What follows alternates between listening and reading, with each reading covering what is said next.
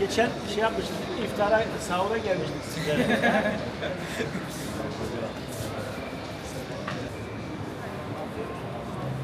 Merhaba hocam. Merhaba. Ne haber? Sen Libya'ydı galiba, hatırla kaldı. Evet. Başkanım.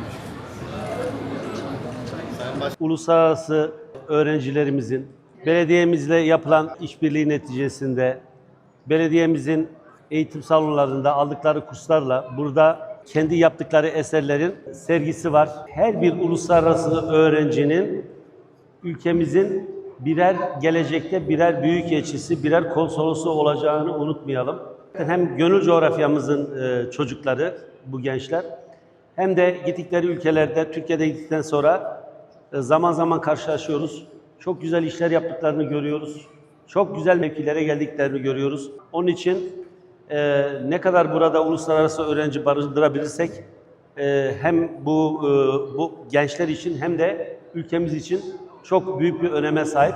Şu anda Türkiye'mizin gönül coğrafyamızın birçok bölgesinde yaptığı işleri var ve burada bu tür gençlerin vasıtasıyla bunların birçoğunu yapıyoruz. Buradaki serginin de hayırlı olmasını, inşallah bunun daha da gençlerimizin sayısını ve eserlerini arttırarak yenilerini yapacağız.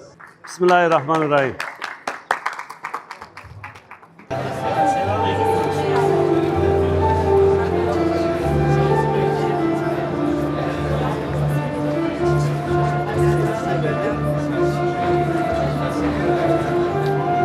Malatya'yı çok seviyorum diyor.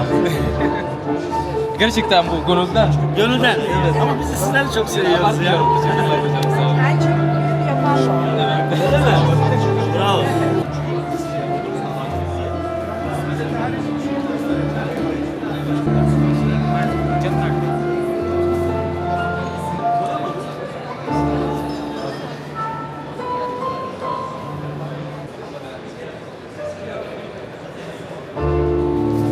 Ne anlam ifade eder?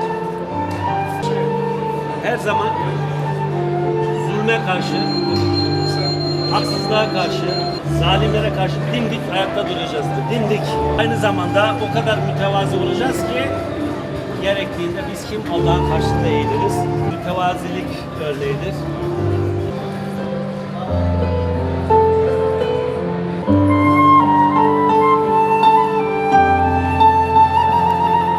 Tebrik ederiz sizi. Ne güzel.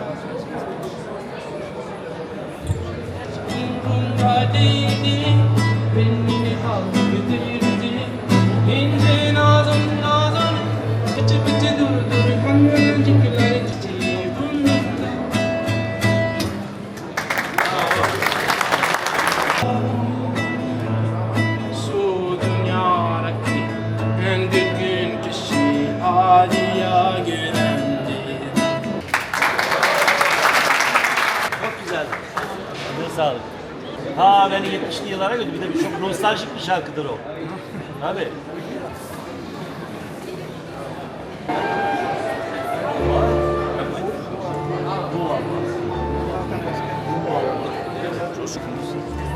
Yani yapacak.